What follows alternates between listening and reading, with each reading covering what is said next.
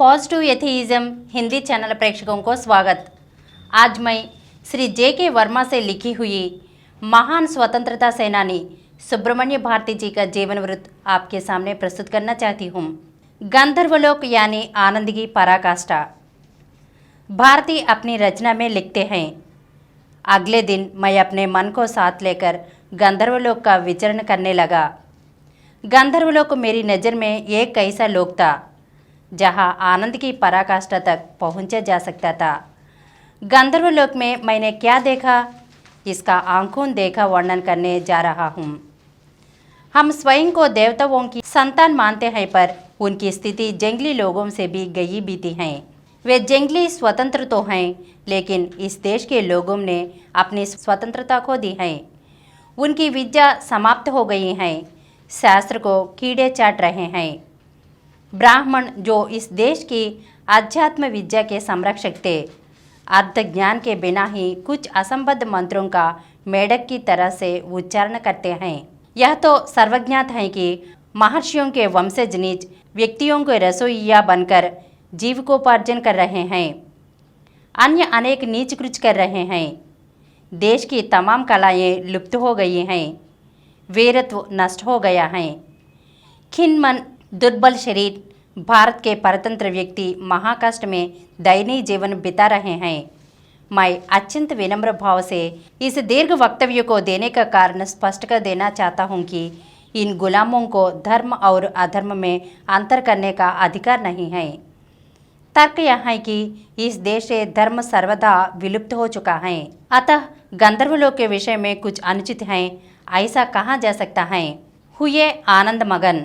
भारती अपनी पुस्तक के इस अध्याय में लिखते हैं, गंधर्वलोक में आकर उसके वशीभूत होकर मैं आनंद मगन हो गया और स्वर्णकंठ वाली भ्रमरियों की रींकार ध्वनि जैसी मनोहरी संगीत ध्वनि आ रही थी।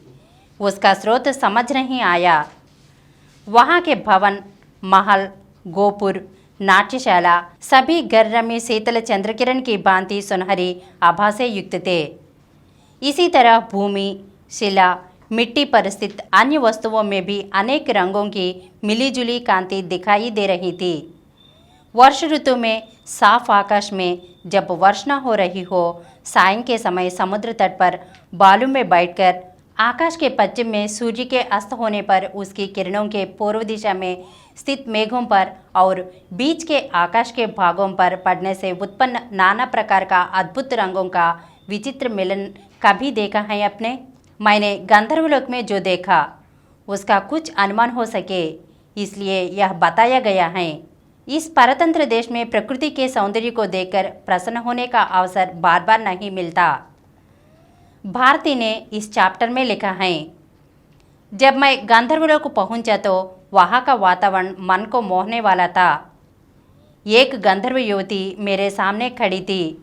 मैं उस प्रभा और मधुर गान के आनंद के वश में था।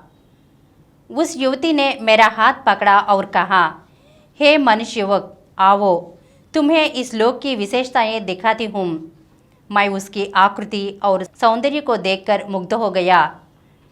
कहीं मूर्छित ही न हो जाऊं, मन को दृढ़ करके उससे पूछा, जाने से पूर्व एक प्रश्न का उत्तर चाहता हूँ। उस गंधर्व कन्या ने मुस्कुराकर कहा, हाँ हाँ पूछो, क्या पूछना चाहते हो?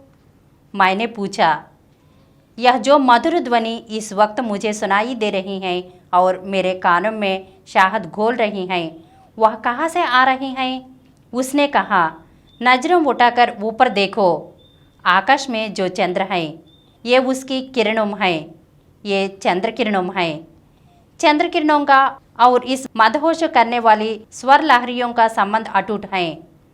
जो तुम्हें सुनाई दे रही हैं, वह चंद्र किरणों की सहज स्वाभाविक ध्वनि है। इस लोक में यह ध्वनि स्पष्ट सुनाई देती है।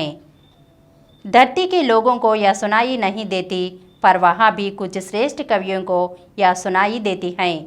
अगले एपिसोड में सुब्रमण्य भारती के बारे में और कुछ अंशों को जानेंगे। धन्यवाद।